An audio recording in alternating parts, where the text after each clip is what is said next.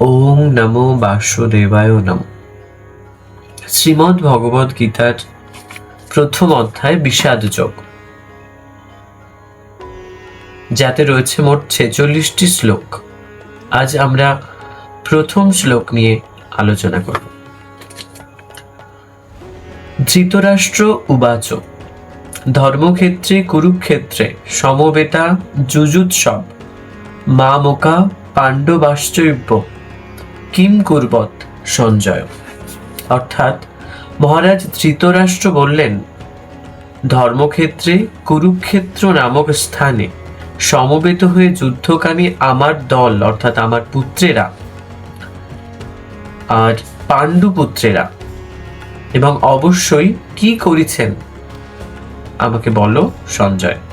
অর্থাৎ ধৃতরাষ্ট্র জিজ্ঞেস করলেন সঞ্জয়কে, হে সঞ্জয়, ধর্মক্ষেত্রে যুদ্ধ করার মানসে সমবেত হয়ে আমার পুত্র এবং পাণ্ডুর পুত্রেরা কি করল?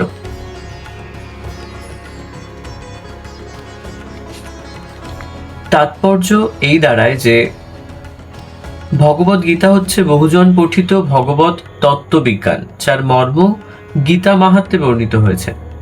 সেখানে বলা হয়েছে ভগবত গীতা পাঠ করতে হয় ভগবত তত্ত্বদর্শী কৃষ্ণ ভক্তের তত্ত্বাবধানে। ব্যক্তিগত দৃষ্টিভঙ্গির পরিপ্রেক্ষিতে গীতার বিশ্লেষণ করা কখনোই উচিত নয়। গীতার যথাযথ অর্থ উপলব্ধি করার দৃষ্টান্ত ভগবত গীতাই আমাদের সামনে তুলে ধরেছে অর্জুনের মাধ্যমে, যিনি স্বয়ং ভগবানের কাছ থেকে সরাসরিভাবে এই গীতার জ্ঞান লাভ করেছিলেন। অর্জুন ঠিক যেভাবে গীতার মর্ম উপলব্ধি করেছিলেন, ঠিক সেই দৃষ্টিভঙ্গি ও মনোবৃত্তি নিয়ে সকলেরই গীতা পাঠ করা উচিত। তাহলেই গীতার যথাযথ মর্ম উপলব্ধি করা সম্ভব। সৌভাগ্যবশত যদি কেউ গুরু পরম্পরা সূত্রে ভগবত গীতার মন গড়া ব্যাখ্যা ব্যতীত যথাযথ অর্থ উপলব্ধি করতে পারেন, তবে তিনি সমস্ত বৈদিক জ্ঞান এবং পৃথিবীর সব রকমের শাস্ত্রজ্ঞান আয়ত্ত করতে সক্ষম হন। ভগবত গীতা পড়ার সময় আমরা দেখি অন্য সমস্ত শাস্ত্রে যা কিছু আছে তা সবই ভগবত গীতায় আছে। উপরন্তু ভগবত গীতায় এমন অনেক তত্ত্ব আছে যা আর কোথাও নেই।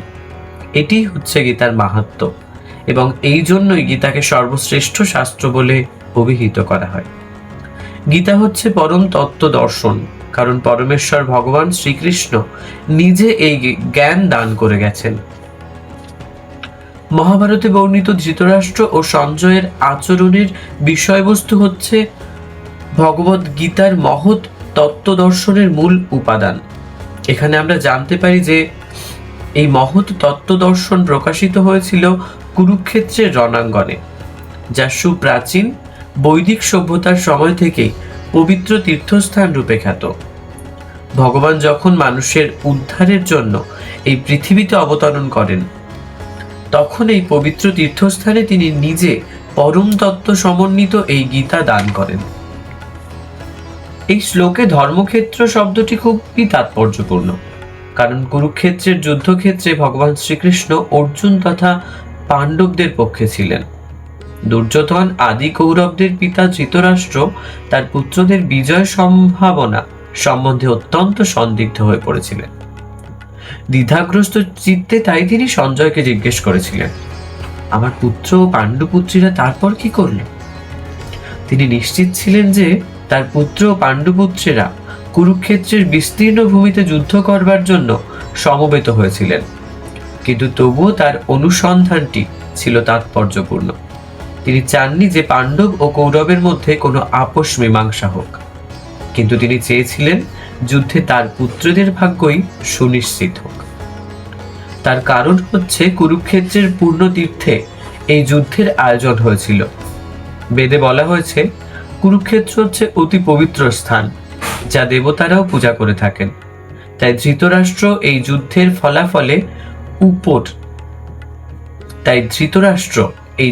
ফলাফলের উপর এই পবিত্র স্থানের প্রভাব সম্বন্ধে শঙ্কাকুল হয়ে পড়েছিলেন। তিনি খুব ভালোভাবেই জানতেন যে অর্জুন এবং পাণ্ডুর অন্যান্য পুত্রদের উপর এই পবিত্র স্থানের মঙ্গলময় প্রভাব সঞ্চারিত হবে, কারণ তারা সকলেই ছিলেন অত্যন্ত ধর্মপরায়ণ।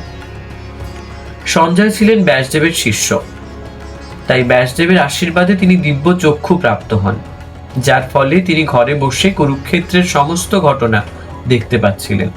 তাই ধৃতরাষ্ট্র তাকে যুদ্ধক্ষেত্রের পরিস্থিতি সম্পর্কে জিজ্ঞেস করছিলেন।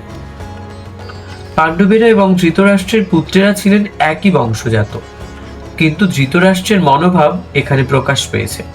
তিনি কেবল তার পুত্রদেরই কৌরব বলে গণ্য করে পাণ্ডুর পুত্রদের বংশগত উত্তরাধিকার থেকে বঞ্চিত করেছিলেন।